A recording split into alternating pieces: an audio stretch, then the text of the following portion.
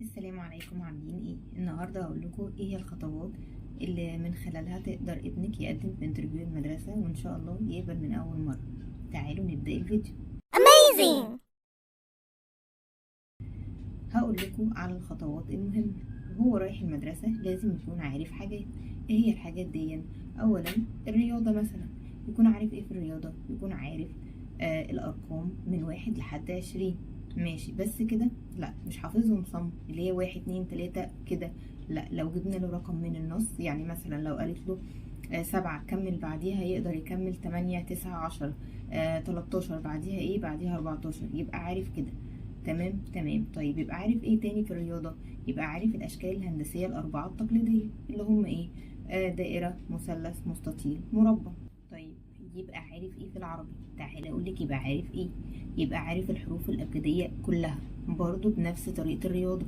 يعني لو جبنا له س، يعرف ان بعديها ش، يعرف يكمل من النص، مش بس يبقى حافظهم صم، حافظ كمان كل حرف اسمه ايه.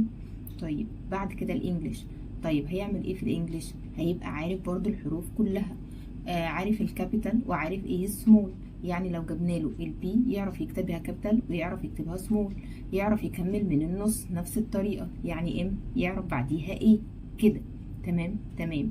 يعرف ايه كمان؟ يكون عارف البيئة المحيطة بيه. ايه هي البيئة المحيطة بيه؟ الالوان، الفواكه، الخضروات، الحيوانات.